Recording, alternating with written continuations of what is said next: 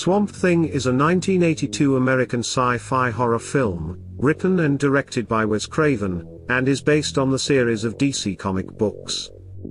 Our story starts with a government worker, named Alice Cable, arriving in the stinky boggy swamps of South Carolina.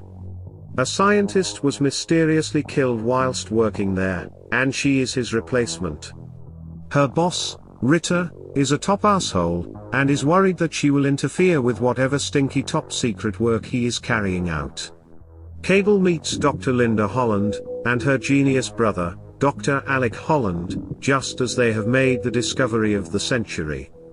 A glowing green liquid, which not only will be the answer to the world's famine issues for years to come, but is also highly volatile, especially when you splash it around the gaff willy-nilly. Meanwhile, a bunch of paramilitary pricks are killing scientists in the swamp, in search of the secret base. Their evil leader, Anton Arcane, is desperate to get his hands on their newly created exploding Mountain Dew, and will stop at nothing to get a sweet sip of their delicious concoction.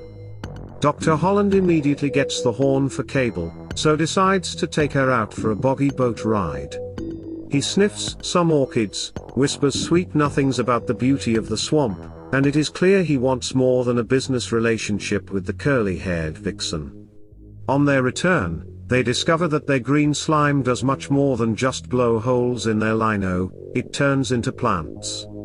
Well, fancy that. But before they have time to crack open the Martini Asti, the base is sieged by the paramilitary dickheads. Ritter reveals that he is actually Arcane in disguise, Cable gets knocked out, and Dr. Holland's sister gets shot, as she tries to escape with the formula. And just when you thought it couldn't go any more tits up, Dr. Holland gets covered in the exploding green crap, which sets him on fire. He legs it out the lab in a big fireball, and dives into the swamp to cool off, but once in there, turns into a lovely swampy firework display. The next day, the henchmen get rid of any evidence tying them to the ambush, and armed with Dr. Holland's notebooks, plan to get the hell out of there. However, Cable is still alive, and when Arcane's budget Rambo tries to give her a final swimming lesson, a big green dude thwarts their plans. He appears to have superhuman strength, and after rescuing Cable, picks off the henchmen one by one. And there we have it. An organic bulletproof behemoth with the ability to make mincemeat of trucks, an evil genius hellbent on playing God, and a curly-haired government official, trying to make heads or tails of the shitstorm she's involved in. Will Arcane find the last piece of the puzzle and cause untold destruction? Will we find out more about the mysteriously mossy superhero? And why is Cable babysitting this Urkel look-alike? Ditch the lad and Scarpa, for God's sake. Swamp Thing is an action film, with horror elements, and was Wes Craven's attempt to show major Hollywood studios that he could do more than just scary movies. What he actually created was a cheesy action film, with some blokes in wetsuits. But that's not necessarily a bad thing. Sure, the acting is not exactly groundbreaking, and the special effects are nothing special, but Craven did make an entertaining, and surreal, movie experience.